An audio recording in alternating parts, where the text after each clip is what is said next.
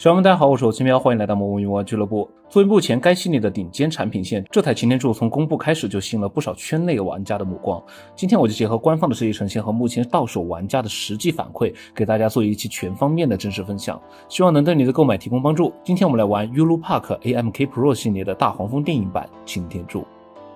本次外包装依旧沿用了抽拉的封套形式，在盒子的正面是模型的实拍峰会和产品内容等相关信息，在侧面则是所有配件的展示，取掉封套过后则有模型的核心部分内容展示和侧面的线稿设计峰会，正面则是雷射设计的角色造型展示。打开盒子过后和之前的 AMK Pro 系列类似，除了说明书以外有4版内容物，分别是主体和外甲零件和地态武器。这次相对上个作品还多提供了一套赛星形态的外甲替换件，可实现多形态的替换，拼装体验友好，按照说明书10分钟就能顺利完成拼装。这台擎天柱的整体造型完全追寻了大黄蜂电影里 G1 回归设计语言，在保留经典红蓝配色的同时，用电影化的工业机械质感做了重新诠释，在之前出过的变机擎天柱相比之下看起来更加扎实。因为电影原版外观设计的不同，本次外传擎天柱的设计概念更加体现机械质感，体型更加厚重。20厘米的比例下，这次身形上的调整较为严谨，头身比稳定不失调，躯干的宽高比、肩宽和胯宽的比例都贴近电影设定，站姿的话挺拔又充满力量感。这次外传擎天柱采用的是透明件内嵌机械结构的设计，透过透明胸窗可以看到内部管线等精密机械细节，设定直接实体化，并且胸口是可开合的，配合一旁的联动机制，火种可以直接弹出。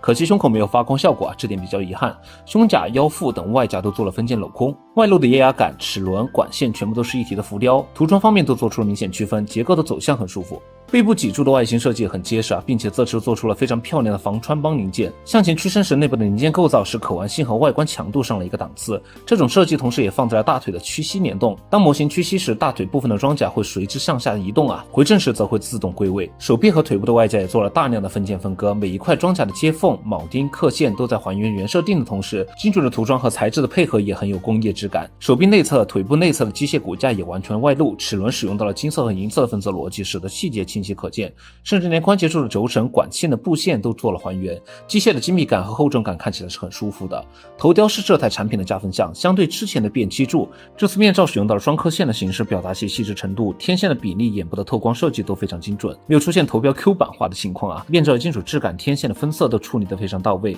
这次头部也使用到了自控灯光，有3种灯光模式，分别是常亮灯、急速闪灯和呼吸亮灯。在眼部透明蓝色零件的内部也有棱角和机械细节的刻画，不是整坨的蓝光然后咱们再来聊一下整体的涂装与旧化表现。作为 AMK Pro 系列的产品，这台模型的出厂涂装完全是可以作为成品系的表现了。主体的红蓝银3色分色非常精准，在细节量相对庸杂的情况下，没有出现异色漏色的情况。主体外甲也做了钢铁质感的处理，蓝色外甲的金属颗粒细腻，银色骨架部分的金属质感也很真实。不同材质的外甲做了区分化的涂装，不会出现全金属感的单调问题。官方出厂就做了全套的旧化处理外甲的边缘棱角位置也做了掉漆和污渍旧化，除了在字系以外出现锈迹斑点的情况，而在红色和蓝色部分则是在边缘棱角做出了掉漆效果，包括在武器上的颜色呈现也有类似的风格体现，掉漆的位置分布也较为均匀扩散。旧化的程度非常克制没有出现过度旧化导致模型变脏的问题，恰到好处的提升整体的质感，玩家到手不用做任何喷涂就能得到一个非常有氛围感的产品当然如果觉得不足的话，也可以自己动手进行做旧一下的。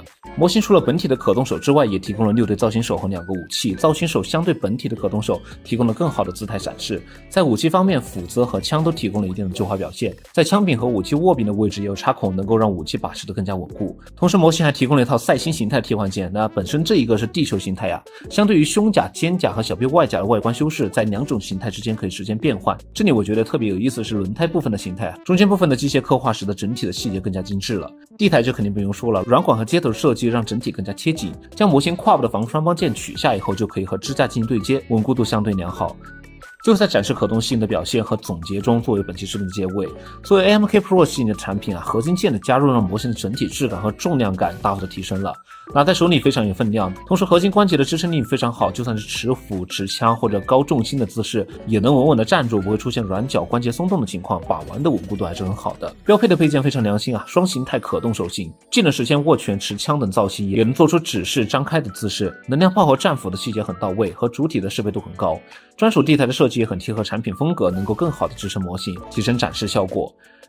硬说一点不足的话，部分外甲的卡扣还是偏紧了点，比如在肩胛部分的使用到了 C 型扣，这里的话大家在安装时一定要注意力度，避免出现断裂的情况啊。当然厂家也做了一些旧化，这里旧化不足的地方，大家